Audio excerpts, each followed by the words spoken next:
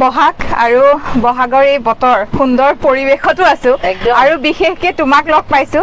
অকমান বিহু নাম যদি নুশুনো আধৰুৱা হ'ব বিহু নাম এটি শুনিব বিচাৰিছো জানো পাহাৰো আমাৰে ভয়ামো আমাৰে মৰলৈত মিলনৰৈ থাকো আমি অসমীয়া বিহুতে বলি অইনে নাচি কেনে কৈ থাকো গিৰিং গিৰিং কৰি মেঘে গৰজিলে বতাহ বৰষুণে উন্দুলাই আনিলে মথুৰাত ভাঙিলে হাতে মোৰে চেনাইটি হলানি ঐ আজৰি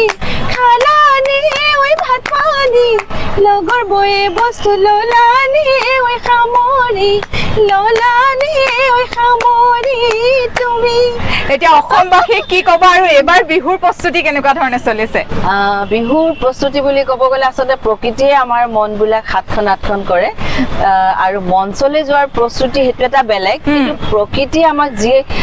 পৰিৱেশটো দিয়ে সেই পৰিৱেশে আচলতে মোৰ দৰে প্ৰত্যেকগৰাকী অসমীয়া প্ৰতিটো জাতি জনগোষ্ঠীৰ ব্যক্তিক বহাগৰ ৰং সানে আচলতে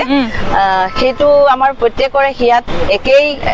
অনুভৱ আৰু যদি আমি ভাবো যে মঞ্চৰ কাৰণে প্ৰস্তুতি কেনেকুৱা বুলি ক'লে বহাগ বুলি ক'লে মোৰ বাবে বিশেষ প্ৰস্তুতি তেনেকুৱা নাথাকে কাৰণ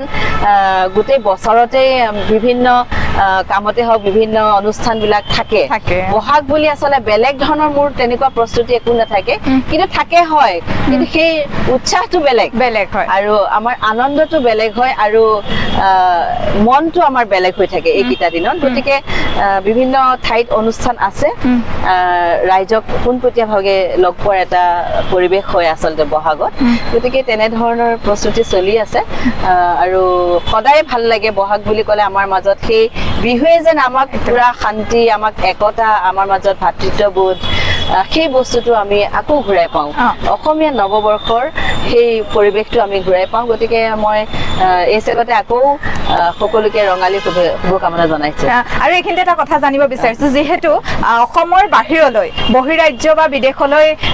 আমি দেখিয়ে থাকো যে গৈ থকা হয় এইবাৰ বহাগত তেনেকুৱা যাত্ৰা হ'ব নেকি বহাগৰ আগতে মই ইতিমধ্যে গৈ আহিলো চততে গৈ আহিলো মই লাওছলৈ গৈছিলো লাওছৰ পৰা আকৌ থাইলেণ্ডত এখন ইউনিভাৰ্চিটিৰ অনুষ্ঠান আছিল গতিকে একেলগে দুখন দেশ অলৰেডি মই গৈ আহিলো আৰু এই বছৰতো কেইবাটাও তেনেকুৱা পৰিকল্পনা আছে যদি ভিসা বা আমাৰ এইবিলাক হৈ যায় তেতিয়াহ'লে নিশ্চয় এই বছৰটো বিদেশলৈ 2-3 বাৰ যোৱাৰ পৰিকল্পনা আছে ঠিক আছে থেংক ইউ ভাল লাগিলে বিহু শুভেচ্ছা জনালো ধন্যবাদ